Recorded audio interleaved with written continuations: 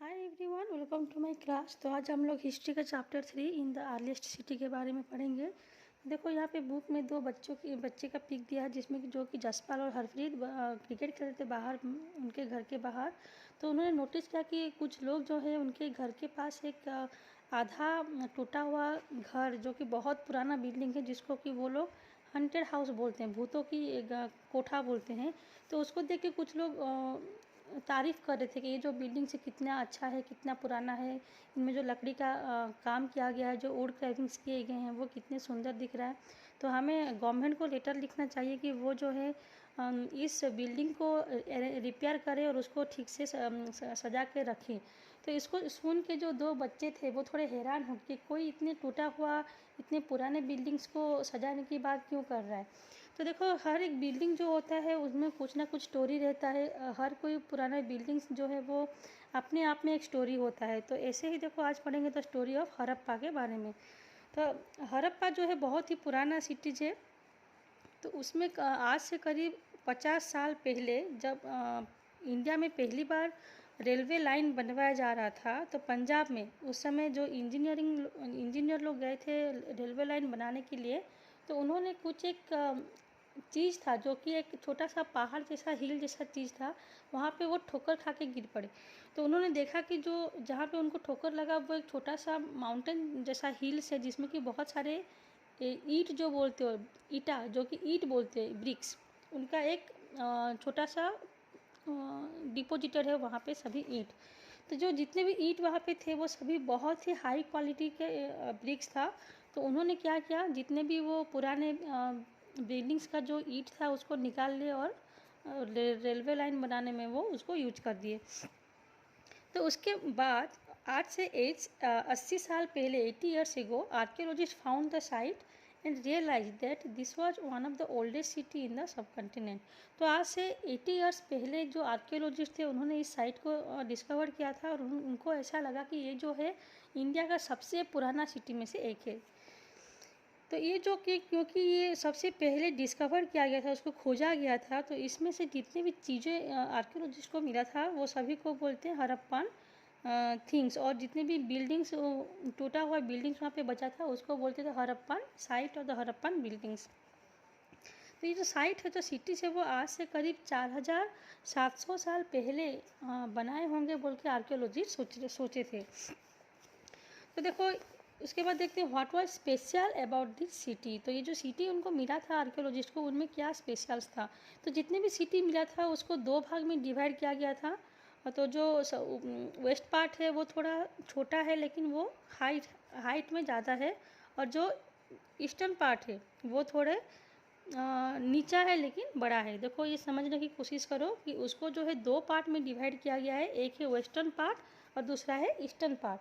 तो जो western part है वो स्मॉलर है बट हायर, वो छोटा है लेकिन ऊपर है, हाइट है उसका, तो उसको बोलते हैं सिटाडेल। और जो ईस्टर्न पार्ट है वो लार्ज है, बड़ा तो है लेकिन वो नीचे है, तो उसको बोलते हैं लोअर टाउन। तो ऐसे दो भाग में डिवाइड किया गया है, western part is called Citadel and eastern part is called lower town. तो बहुत सारे जो ब्रिक्स उनको मिला था आर्कियोलॉजिस्ट को, वो सभी ब्रिक्स जो है उनके चारों ओर देखने को मिला था एज ए बाउंड्री। तो ब्रिक जो है एक इंटरलॉकिंग पैटर्न में बनवाए गए थे। जितने भी वॉल्स वहाँ पे देखने को मिला था, जो दीवारें, तो जितने भी ईंट वहाँ पे रखा गया था, दीवार बनवाए गए थे, उन सभी को वो इंटरलॉकिंग पैटर्न में वो बनवाए गए थे। तो इंटरलॉकिंग पैटर्न क्या होता है वो तुम लोग नेट से ढूंढ सकते हो, अगर तुम लोगों को समझने में डाउट हो रहा है तो। इंटरलॉकिंग पैटर्न से क्या होता है, जो वॉल होता है वो ज़्यादा स्ट्रांग होके बनता है। तो कुछ कुछ सिटी में कुछ स्पेशल टाइप के बिल्डिंग्स भी बनवाए गए हैं, जैसे कि सिटाडेल में एक एग्जाम्पल लो, वहाँ पे मोहनजोदारो बोल के एक जगह का नाम है, जिसमें कि बहुत एक स्पेशल टैंक देखने को मिलता है, और आर्कियोलॉजिस्ट उस स्पेशल टैंक को बोलते हैं द ग्रेट बाथ। तो उसमें बहुत बड़ा एक बाथ देखने को मिलता है, जिसको ग्रेट बाथ बोलते हैं, जिसमें कि उस समय के सभी लोग नहाने के लिए या फिर उसमें कपड़े धोने के लिए उसको यूज करते होंगे। टैंक में ये स्पेशल था कि जो ब्रिक्स था उसको लाइन बाय लाइन रखा गया था, उसमें प्लास्टर से उसके अंदर कोट किया गया था, और उसमें नीचे जो है नेचुरल टार, जो डामूर बोलते हो तुम लोग, टार से उसको सील किया गया था, ताकि जो पानी है बाग से वो बाहर ना जा पाए। उसके बाद के नीचे जाने के लिए वहाँ पे स्टेप्स, जो सीढ़ियाँ होता था, ताकि दो साइड पे सीढ़ियाँ होते थे, लोग वहाँ पे नीचे उतरने के लिए। और उसके चारों ओर छोटे छोटे रूम्स थे, जिसमें कि लोग वहाँ पे कपड़े बदलते होंगे। फिर जो पानी है वहाँ पे ग्रेट बाग के अंदर आने के लिए अलग से एक रास्ता होता है, और जब पानी ख़राब हो जाता है नहाने के बाद, तो उस ख़राब पानी को बाहर निकालने के लिए भी दूसरा एक रास्ता है। तो जब कोई स्पेशल ओकेजन होता है, तो जो हम लोग जैसे नदियों में डुबकी लगाते हैं, तो उस समय जो है लोग उसी ग्रेट बाथ में जाके डुबकी लगाते होंगे। तो ये जो ग्रेट बाथ है उस समय का सबसे इम्पोर्टेंट फीचर्स है हड़प्पा साइट का।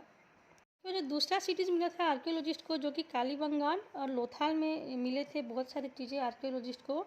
तो उनमें से कुछ थे फायर अल्टर्स, जिसमें कि हम लोग जो यज्ञ करते समय जो हवन कुंड में डालते हैं उसको बोलते हैं अल्टर्स, जिसमें कि हम लोग आग जलाते हैं और हवन का जो चीज़ है उसमें डालते हैं। तो इससे ये पता चलता है कि पहले के जो लोग हैं वो पूजा पाठ और यज्ञ होम भी करते होंगे। और कुछ सिटी जैसे कि मोहनजोदारो, हड़प्पा और लोथाल, इसमें बहुत सारे स्टोर हाउस भी देखने को मिला था। तो इससे पता चलता है कि लोग पहले जो भी चीज़ वो प्रोड्यूस करते थे उसको स्टोर हाउस में संभाल के रखते होंगे फ्यूचर यूज के लिए। देखो यहाँ पे एक मैप दिया है, तो उस मैप में सिटी कौन कौन सा सिटी है वो देख सकते हो। तो हड़प्पा जो है वो आज के अभी के पाकिस्तान में हमें देखने को मिलता है। मोहनजोदारो वो भी इंडस रिवर के पास है पाकिस्तान में। उसके बाद जो और लोथाल और कालीबंगान, ये जो है अभी इंडिया में है। लोथाल गुजरात में है और कालीबंगान जो है वो हरियाणा के आसपास देखने को मिलता है।